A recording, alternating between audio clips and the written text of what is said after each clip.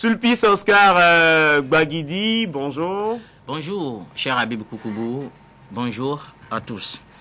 Les élections de 2011 ne se dérouleront pas sur le support des dernières lois électorales votées par l'Assemblée nationale 5e législature. La Cour constitutionnelle a invalidé les tests sortis du palais des gouverneurs pour cause d'inconstitutionnalité.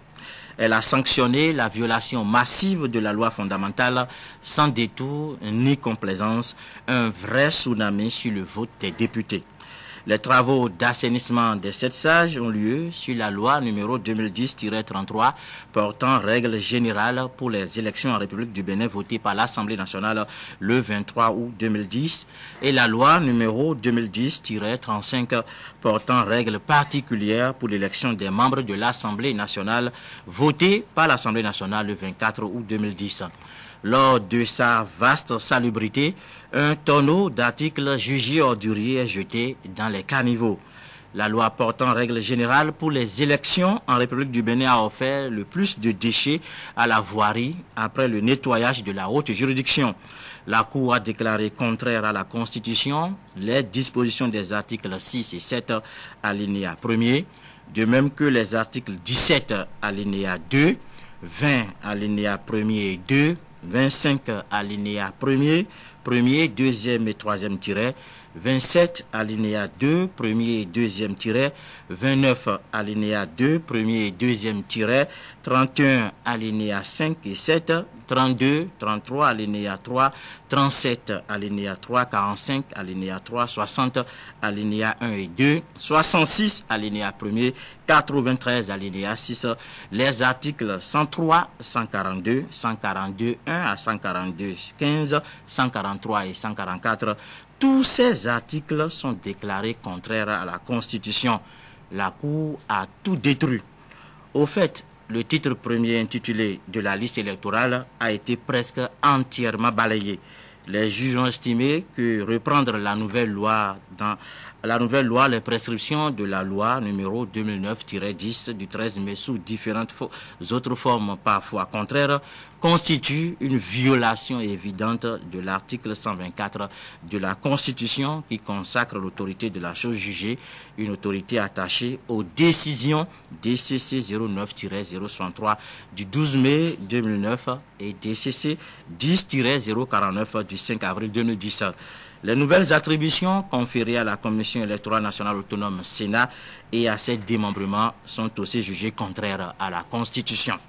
La loi numéro 2010-35 portant règles particulières pour l'élection des membres de l'Assemblée nationale a subi la même tempête. Ces articles 2, 3 alinéa 4, 11 alinéa 3, 37 alinéa 3 et 41 sont rejetés, purement et simplement rejetés. La Cour a donc cassé en cascade avec le marteau du droit, laissant tomber des lois électorales de la poussière, rien que de la poussière. À la dictature de la majorité répond la dictature de la Cour. Cette majorité a cru tout se permettre en taillant ces lois à l'atelier de l'opposition, mais la couture anticonstitutionnelle a été logiquement punie par les gardiens du temple. La Cour vient juste de rappeler que la position dominante n'est pas une fin en soi et qu'elle ne doit pas pousser à verser dans l'excès.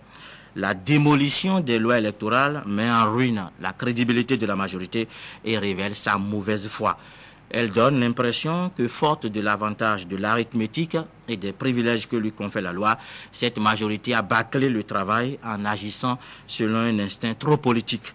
L'ampleur des dégâts invite maintenant le plus grand nombre au Parlement à être moins gourmand et moins politicien. Ce sarclage tous azimuts de la Cour ouvre cependant une autre hypothèse, celle qui fait penser à de l'excès dans la censure de la haute juridiction. Question, toutes les dispositions rejetées méritent-elles un tel destin? Je n'aime pas les répétitions, mais ceci vaut la peine. Toutes les dispositions rejetées méritent-elles un tel destin? Les juristes feront le débat sur le massacre des articles des lois électorales. La Cour de Robert Dossou a fait admirer sa célérité en rendant ses arrêts le plus vite possible. À ce niveau, elle a gagné des points. Maintenant, la majorité doit se montrer moins royaliste que le roi. Elle a l'obligation de discipliner ses appétits et de se conformer aux exigences de la Constitution, la Bible de la démocratie. Et surtout, elle ferait mieux d'éviter de pousser des sanglots sur une décision sans recours. Les pleurs de la minorité n'avaient rien changé, même si la décision de la Cour a pour elle valeur de consolation. Notre démocratie, de toute manière, n'est pas plaintive. Elle se nourrit d'une double dictature, celle de la majorité et celle de la Cour constitutionnelle. La Cour a écrasé la majorité, bourreau d'une minorité. Les sages super-hommes ont juste besoin chaque fois de s'en remettre à leur conscience, car l'œil d'Abel suivra Caïn. Merci Sulpice Oscar Gbaguidi. Dans la chronique, vous dites que le débat sur la pertinence de la décision de la Cour, du moins